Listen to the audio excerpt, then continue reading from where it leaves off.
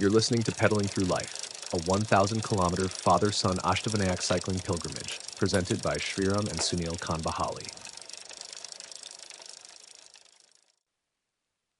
1,000-kilometer father-son cycling pilgrimage, Ashtavinayak Yatra, Day 1, journey begins. Every great journey begins with a single step, or in our case, with a single pedal stroke. We woke up even before the alarm rang. In truth, I don't think I really slept that night. As I shared in Day 0, our minds were already on the road. The cycles, fully loaded, seemed to be waiting like eager companions, their shiny frames almost glowing with excitement, as if they too knew what lay ahead. It was still dark outside. Inside the house, the atmosphere was tender, almost ceremonial. My wife and daughter stirred early to prepare food for our long day, a gesture so deeply rooted in family care that it slowed us down in the best possible way. No rush, no haste, only gratitude. That breakfast was not just fuel, but a blessing wrapped in love. By the time we wheeled our bicycles onto the street, dawn had broken. Sriram, full of youthful energy, clicked a few photos before we rolled out. Together, we chanted Ganpati Bappa Moria, and with that, our pilgrimage truly began. Leaving the city behind. The roads were quiet as we left Nashik, before traffic could crowd the streets. Soon we found ourselves on the Nashik-Pune highway, skirting past the Samruddhi Expressway and climbing our first ghat. Looking back from the top, the city lay far behind.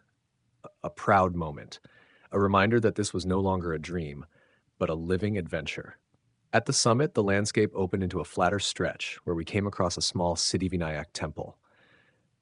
It was humbling to see how travelers, whether on foot, bike, or vehicle, paused there, bowing their heads before Lord Ganesha. The discipline of faith was palpable, a reminder that belief travels with us wherever we go. Soon after, our stomachs called for a halt. We found a family-owned restaurant where we enjoyed misal pav and chai. Alongside, we opened the breakfast lovingly packed by my wife. That meal gave us not just strength, but comfort, a taste of home on the road. Into the villages. Leaving the highway, we pedaled onto rural roads. Morning in a village has its own symphony. Smoke rising from kitchens, cattle heading to fields, children in uniforms reciting prayers in schoolyards, women filling pots at the taps, farmers setting off to tend their crops. Fields glistened golden, touched by the September sun. At one school in village Gonde, a branch of Maratha Vidya Prasarak Samaj, we were drawn in almost magnetically.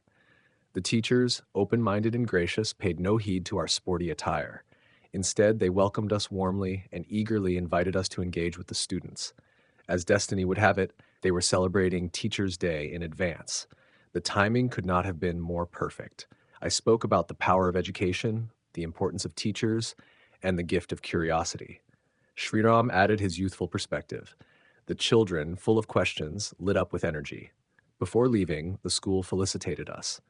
We politely declined the gifts, except for one, a book by Swami Vivekananda. That felt like the right companion for our journey. Lessons from the road. As we cycled on, villagers greeted us with curiosity and warmth. Some asked about our pilgrimage, others offered tea or lunch. Their encouragement reminded us of a simple truth. People everywhere are eager to connect, to give, to share. As we pedaled further into the countryside, the road itself became a storyteller. Suddenly, the air was filled with the sound of laughter, bright, unrestrained, unmistakably that of children. We followed it like a trail of joy and soon found ourselves at a small government primary school in Bhojapur, Sonawadi. It was their lunch break, and the children had just finished eating, now running and playing in the ground. The moment they spotted us, bicycles loaded with gear, their game froze. One by one, they gathered around, their eyes wide with curiosity. Within minutes, we were surrounded, a circle of shining, innocent faces. Their teachers soon walked over, and what began as polite inquiries turned into a lively, engaging conversation. Sriram and I invited the students to ask us anything that came to their minds. What followed was a delightful barrage of questions about bicycles, about journeys, about technology, even about rocketry. Their imagination knew no bounds, and their curiosity was as fresh as the afternoon breeze. We stood there for nearly half an hour, answering their questions, laughing with them, and soaking in their unfiltered wonder.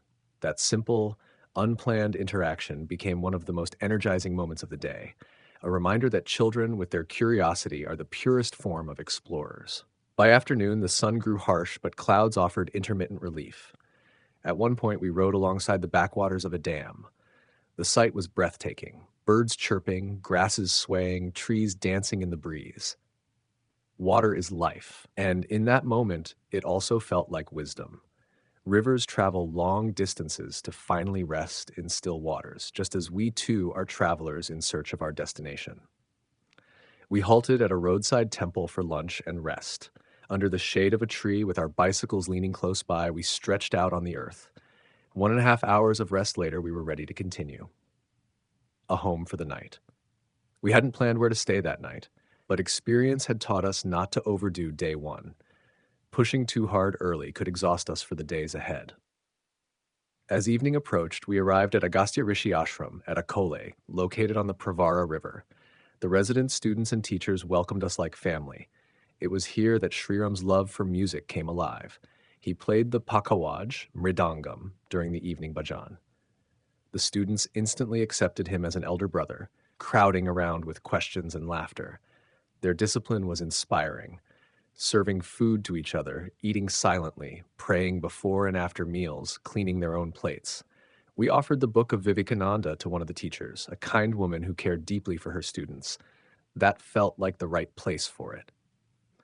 Our bicycles rested safely for the night, while we lay on simple mattresses in the temple hall, surrounded by a few devotees, buzzing insects, and the gentle sounds of the village night.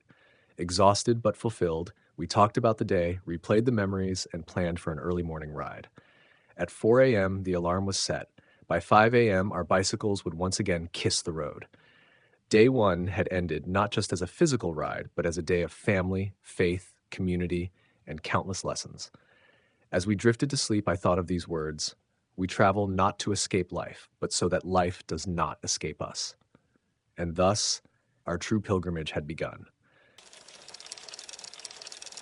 You've been listening to Pedaling Through Life, a 1,000-kilometer father-son Ashtavinayak cycling pilgrimage presented by Sriram and Sunilkhandbahale. The journey continues. See you on the next ride.